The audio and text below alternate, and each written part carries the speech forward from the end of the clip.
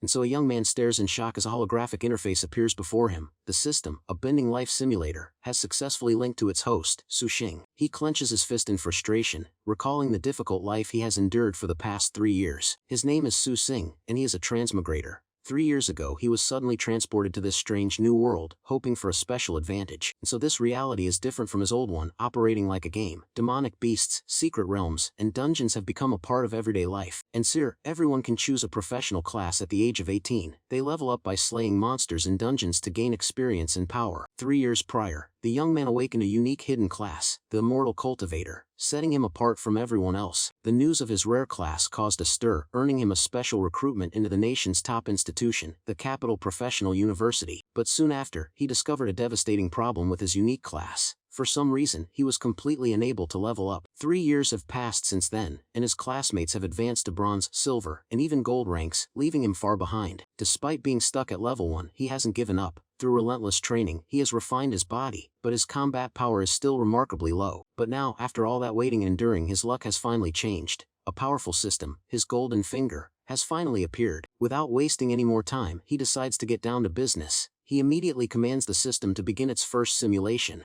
The simulation starts him happily awakening his new power in his dorm. He imagines a life of leading girls through monster fights and getting rich. In this simulated scenario, one of the junior girls he is helping runs short on cash to pay him for his services. She suggests paying him back in other ways, and the two of them are shown embracing closely. The simulation continues, showing that after a night together, he attempts to focus on his cultivation training. He tries using a powerful cultivation technique he found online, but a month passes with no progress. He realizes the online techniques are all scams, and the simulation shows him continuing his life of leveling up junior girls for money, leading to many close encounters along the way. Suddenly, the simulated reality takes a dark turn. An unexpected attack comes from above, striking down a figure instantly. The simulation ends abruptly and violently. A sword is driven through his head, showing him the fatal outcome of this particular life path. The simulation continues, showing his shop eventually going bankrupt. With his business ventures failed, he decides to go home and retire. He returns to his quiet family home in the countryside, seemingly ready to live out the rest of his days in peaceful obscurity. One day while he is relaxing in the courtyard, a colossal, terrifying beast appears in the sky, casting a shadow over the entire land. The monstrous creature opens its single, massive eye, which glows with an intense and terrifying blue light that seems to shatter all hope. And so in response to the threat, countless powerful figures appear in the sky, preparing to engage the monster in a desperate, large-scale battle. The warriors launch their most powerful attacks, sending waves of energy and projectiles hurtling toward the immense creature above. But their efforts are futile. The beast unleashes a devastating beam of energy, effortlessly wiping out the defenders and their attacks. The resulting shockwave is catastrophic, and he is thrown through the air, caught in the widespread destruction that follows. Back on the ground, he looks up in horror and asks what happens next. The system informs him that the beast swallows the entire nation, and he dies at age 36. The simulation ends with a terrifying final image. The beast's giant mouth opens wide and descends upon him, ending his simulated life. Back in reality, Su-Xing gasps for air, the visceral experience still fresh. The system offers him a reward for completing his first simulation. He clutches his head, exhausted and shaken by the vividness of the simulation. He can hardly believe the intense experience is finally over. Sitting in his room, he stares at the reward screen. He now understands the world is fated to end in just 15 years, and he has just gotten his power. He knows he must find a way to break this dark fate. Believing he can, he chooses the spirit root holder, talent, as his reward. And so a moment later his eyes begin to glow with a brilliant blue light as the new power begins to integrate with his body. A vibrant green aura envelopes him as he feels the change.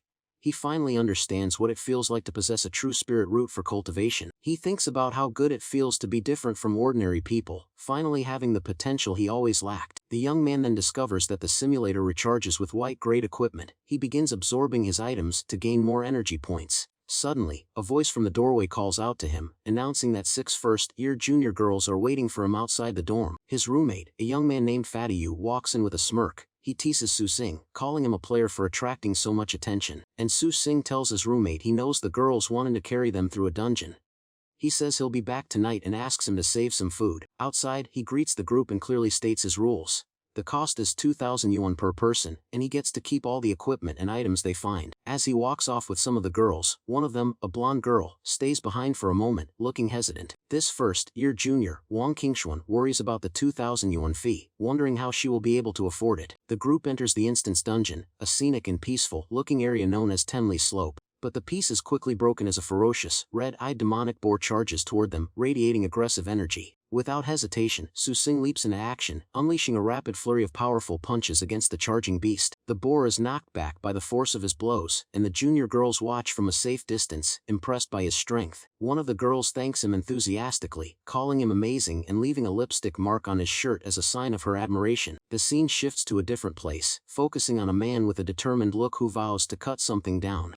He proudly declares he will do it in the name of Namgang, while a woman with a fan watches him from the background. Back at the dungeon, the run is over. The girls thank their senior for his help, and he acknowledges his share of the rewards. Wang Qingxuan approaches him nervously, her face flushed as she tries to speak to him privately, and she quietly admits that she is a little short on cash at the moment, unable to pay the full fee for the dungeon run. The girl looks down, her intentions unclear as she seems to be contemplating what to do next. And so, she then looks up at him with a hopeful expression, suggesting that she might be able to pay him in a different way. A sly smirk appears on his face as he looks at the nervous junior before him. He leans in and tells her she can come with him to the little dark room to settle her debt, and the scene changes to a private room where he sits in a chair holding a thin rod, looking down at the girl. She kneels before him, her expression a mix of nervousness and anticipation. As the tense situation unfolds, the scene shifts to a bizarre lecture. He holds a pointer to the girl's head, making her repeat words like prosperity and democracy. He declares with great passion that his specialty is providing spiritual salvation to juniors who are about to stray from the right path. In a comical tone, he warns the frightened girl not to dare walk down the path of crime, pointing a finger at her accusingly. And the scene abruptly changes to the warrior from before. He smirks, thinking his will to fight weakens when faced with such a low-level opponent. Back in the dungeon, Su Xing continues his relentless assault on the demonic boar, landing another powerful strike with fierce determination. He delivers a devastating uppercut, sending the massive creature reeling backward under the sheer force of the impact. After clearing the instance, he is surrounded by the grateful junior girls. They thank him for his help, impressed by his amazing skills. Overwhelmed by their enthusiastic support, he blushes but thanks them, encouraging them to hire him again for their next dungeon run. 1 week later, he sits in his room, looking at the stacks of cash he has earned. He has finally saved up 200,000 yuan. With enough resources, he decides to start another simulation. He reaches for the holographic screen, ready to begin a new life path, and he spends 100 energy points to randomly draw a new talent, hoping for something that will help him survive and grow stronger. The system grants him a white-grade talent called Business Elite. He realizes it can help him gain wealth in the simulation, which is still useful. The new simulation begins. With his unique business acumen, he starts selling equipment and skills to new students while leveling them up, and despite his low cultivation level, his business thrives. In just 1 year, he earns 30 million by buying low and selling high. His success continues to grow. Within 2 years, he monopolizes the campus market and establishes a powerful trade organization called the Tarot Club. 2 more years pass. His success leads to his expulsion from school and draws the attention of dangerous, unknown figures. And suddenly, he is ambushed in the city. He looks shocked as a sharp, red dagger is pressed against his neck from behind. In a different, rainy setting, a figure in a straw hat touches a fresh cut on their cheek and quietly says thanks. The attacker in the simulation is revealed to be Wang Qingxuan.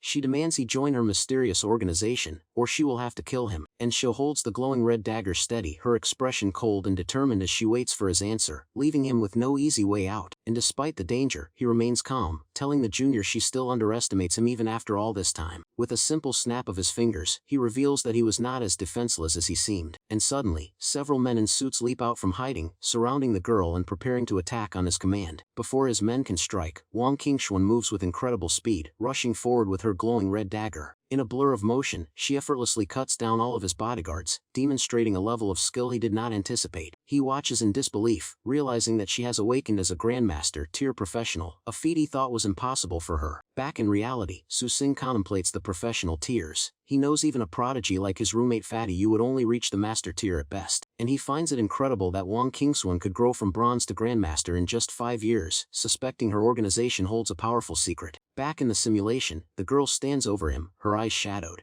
She says she doesn't want to kill him because he once helped her. She leans down, a single tear escaping her closed eye, showing a moment of emotional conflict despite her threatening stance. The girl suddenly drops her dagger, her resolve faltering. The weapon clatters on the ground between them. Taking advantage of her hesitation, he pulls her close and kisses her, hoping to change the course of their confrontation. Later, he wakes up in bed and apologizes to her, admitting that he misunderstood her true intentions. But the simulation continues with a tragic twist. He learns that the girl ended up dead, and he wonders how a Grandmaster tier expert could die so easily. He becomes convinced that the mysterious organization is responsible. He vows to uncover the truth and avenge her death. In the following years of the simulation, he begins a tireless investigation into the organization but finds no leads. While searching for answers, he never gives up on finding a cultivation method. After 2 years, his body tempering reaches its peak, but he finds no technique. The simulation shows him making a promise to a pink-haired girl named Nianin, asking her not to enter any dungeons this year. The girl looks hesitant and confused by his sudden request, but she agrees, though a bead of sweat betrays her nervousness. He sighs, a sense of unease settling over him, as if he can feel that something is still not right. The simulation delivers more devastating news. The next year, his younger sister ignored his warning, took a dungeon mission, and died as a result. He begins investigating her death but finds nothing. Eventually a lead reveals she died in a dungeon called Demon Suppressing Pass, but no one knows anything about it. The news hits him hard as he realizes his best friend, Fatty Yu, also met his end during the same year. In digging deeper, he learns his friend and most of his old classmates also perished in the same deadly dungeon, a place known as a meat grinder. Back in reality, he contemplates the information. He wonders what kind of place could cause the deaths of so many skilled professionals. He concludes that they were all forced into the deadly dungeon. Determined to find answers, he decides to continue with the simulation. This time, armed with foreknowledge, he sells off his low tier and stocks up on recovery potions, quickly becoming a business magnate. Knowing a great disaster looms in 4 years, he uses his wealth and influence to warn key people, but his warnings fall on deaf ears. Feeling helpless and ignored, he decides that if he cannot save the world, he must at least focus on protecting himself. The scene cuts away to a different character in a straw hat, who looks utterly horrified at the mention of torture. One figure walks away while their companion stands guard over 2 prisoners, who look on with confused expressions. 3 years later in the simulation, he sells his properties and moves to the USA with his parents, bringing tens of billions with him. He learns the USA is a powerful country filled with its own unique professionals, such as vampires, werewolves, and even cowboys. Another year passes, and the fated year of the Great Beast's attack arrives.